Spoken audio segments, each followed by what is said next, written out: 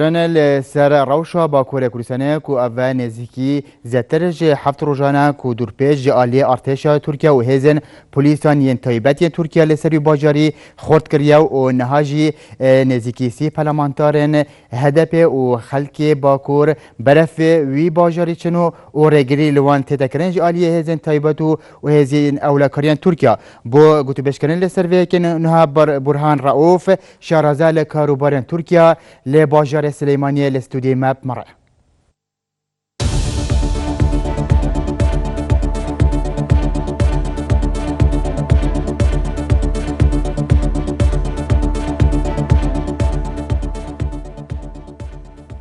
افدام تباش كاك برهان ليك دانوي توتشيا لسر روشي نهاي باكوري كردستان. زۆر سپاس ئەم کاتەی ئێوەش باش بەداخەوە کەم و ئاگادارین ئەوە دوای ئەوەی لە هەڵبژاردنەکانی ڕابردووە حکوومەتی ئاک پارتی نەیانتوانی کابینەی نوێ پێک بێنن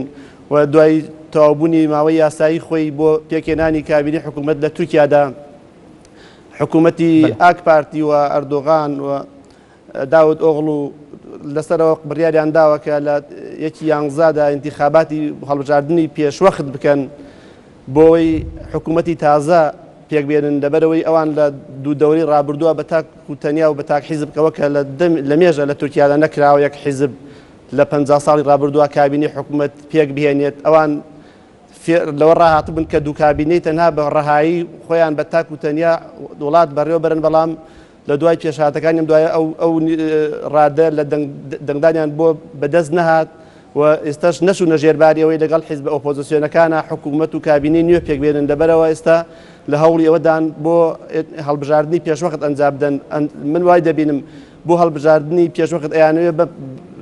بڵاوکردنەوەی ئەم فەزای ترس و تۆقااندن و لەشترکێشی و توندوتیژی بیانەوێ ڕێی دەنگدەرانی کورد و خەڵکی تورکیا بگۆڕنەوە بتوانن جارێکی تر لە تورکیادا بۆ خۆیان کابینی حکوومەت بەڕاهی پێک بهێنن و دەستوری تورکیاش بگۆڕن.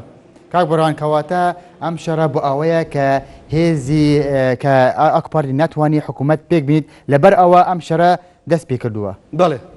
بەڵێ بێگومان وەڵامەکەی منشەر لە چوارچێوەی ئەوەدا بوو ئەیانوێت لە بڵاوکردنەوەی ئەم جەوە لە ترس و سامناکی و تۆقااندنەوە نەتیجەی دەنگدان و خەڵکی تورکیا بگۆڕن و بیانەوە جارێکی تر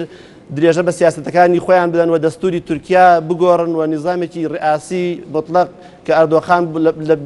لە 15 ساڵی داهاتووە شخصی یەکەم بێتیایدا بەسەر تورکیادا بستەبێن بەڵامەوە ئێستا خەڵک وەشیار بووەتەوە ئەو زەمانە گوزەشت کە بیانێ بە تاق و تەنیا و بە زۆری چەک و بە دەبابە و بە لەشکرکێشی ڕێی دەنگدەری کورد بگۆڕن لە دوای ئەو 3 ساڵەی کەوا لە ئاشتیدا خەڵک نیعمەتی ئەوەی دیبوو لە تورکیا ئێستا جارێکی تر گەڕانەوە بە کوشتن و بڕین ئەمە هیچ خزمەت بە تورکیا و بە گەلانی تورکیا و بە ئاسایشی تورکیا و بە ئابووری تورکیاش ناکات. کەواتە قازانجی حکوومەتی تورکیا چا لەم شەڕە؟ بەس تەقازانجی ئاک پارتیەوە ئەیانەوێ جارێکی تر مەجرای ئینتیخابات و دەنگدان بگۆڕن و لە بەرژەوەندی خۆیان یەکلایی بکەنەوە مەش بە دووری ئەزانم. بەڵێ کەواتە تو لەو باوەریەی کە بەم شەڕە ئاک پارتی ئەتوانێت ڕێژەی دەنگداری خۆی زیاد بکە؟ باوەڕ ناکەم چونکە دەنگدەری کورد ئەوە خۆی یەکلایی کردو لەم جارە لەوانەیە بۆ یەکجاری ئەم جارە تەلاقی ئاک پارتی و حیزب ڕەگەسپەرتەکانی تردا و دەنگ لە ناو شارە کوردی نشینەکانان نەهێنن لەبەرەوە هیچ لە قسەی لووس و لە بەڵێن زیاتر لە چەند ساڵی ڕابردووە هیچیان لە ئاک پارتی و حکوومەتەکانیان نەدی ئەم جارە کورد بژاردەی تری هەیەەوە لیستی خۆی هەیەەوە بەرنامەی خۆی هەیە کە لە تورکیادا ئایندێکی گەشت بۆ خۆی و بنەوەکانی ئایندە دابین بکات.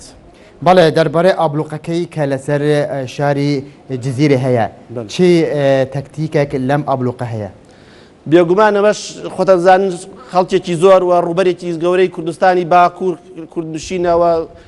جەماوەرێکی زۆری تایەوە ئێستا لە جەزیرە و دەستیان پێ کردو ئەویان وەک نمونەیەک وەکو سمبڵێک وەرگرتووەکەوە ئەو زەخت و زۆر و فشاری گەورە بخەنە سەری بۆی ئەگەر لە شوێنێکی تریش خەڵک نیازیەوەی بڵێن بە هەمان شێوەی بەسەرە ئەهێنین بەڵام خەیاڵیان خاوەوە لە هەموو شارەکانی کوردستان و هاوسۆزیەکی گەورە لەگەڵ جەزیرە هەیە هەر لە پەرلەمەنتارانی کورد لە پەرلەمانی تورکیا لە ڕێکخراوەکان لە هەموو بۆتە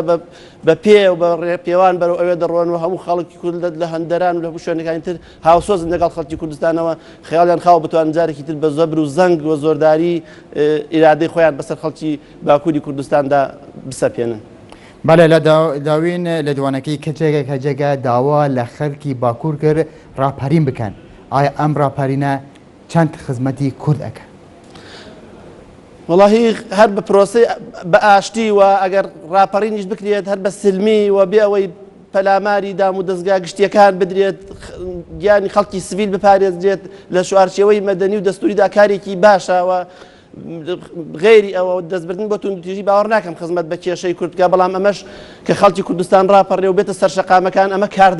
کاردانەوەی خەڵکە بەرامبەر بە زۆرم و زۆر و پەلامارەکانی ئاک پارتی و حکوومەتی تورکیا کە بیانوێ دەنگی خەڵکی کورد کب بکەن لەوە نەی خوێندنەوە جارێکی تر سەرکوتی بکەن بێگومان هەموو کارێک کاردانەوەی دەبێت. بەڵێ ئێستا شاری جززیرە ئابلوقا کراوە لەلایەن ئارتێشی سوپای تورکیا ئایا تۆ لەو باوەڕەیە کە هێزی تورکیا کوشتار لەناو ئەو باژێرە دەست پێ بکە؟ بەڵێ بێگومان تورک لە ئێستا و لە ڕابردووشدا دەستیان نەپاراستووە لە خەڵکی سڤیل و خەڵکی بێتاوان کە ئەوە خەڵکیەک ئەگەر داخوازیەکانی خۆی بە ڕێگەیەکی ئاشتیانەوە لە چوارچەوەی ئەسدا پێشگامە حەقی دەستوری و قانونی هەموو هاوڵاتیەکە لە تورکیا بێوەری دەستور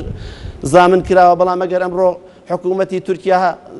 پەلامار بۆ چەک با و تانک و زریپۆشت و سوپا لە کۆڵانەکە بڵاوە پێ بکەوە منعی تەجەول و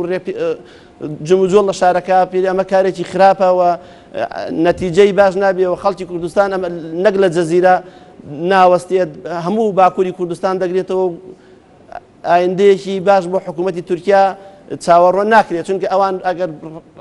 ئاورێک لە ڕابردووی خۆیان بنەوە کە باسی دەوڵەتی عوسمانی ئەوە دەکەن کە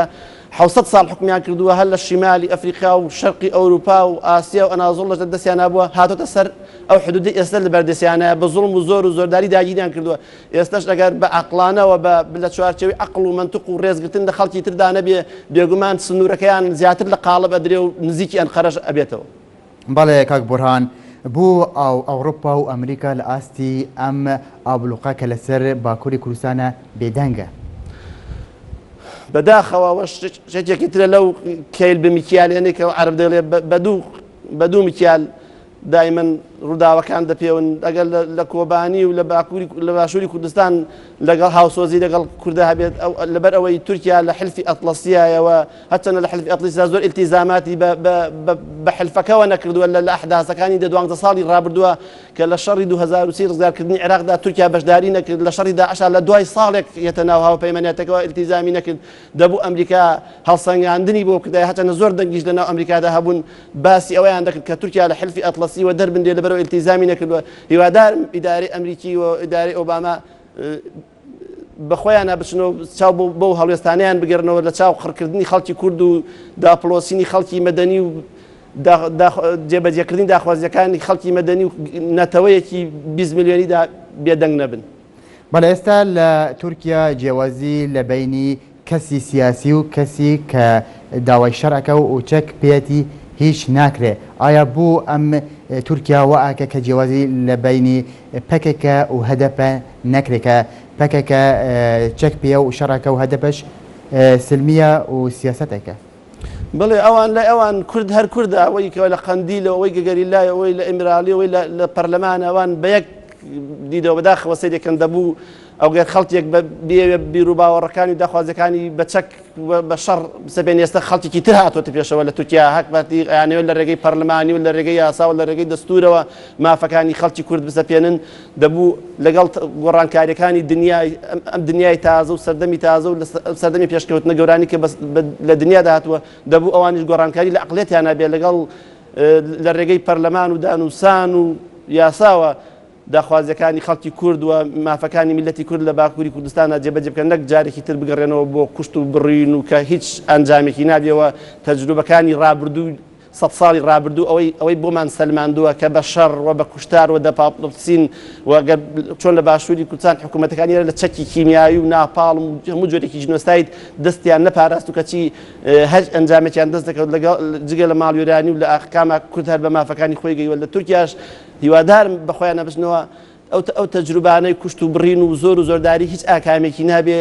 بۆ ماڵوێرانی بۆ وڵاتەکەیان زیاتر خۆمەمان دەزانین وڵات تورکیا وڵاتێکە ئابوووریەکەی لەسەر کەشتیاری و تورە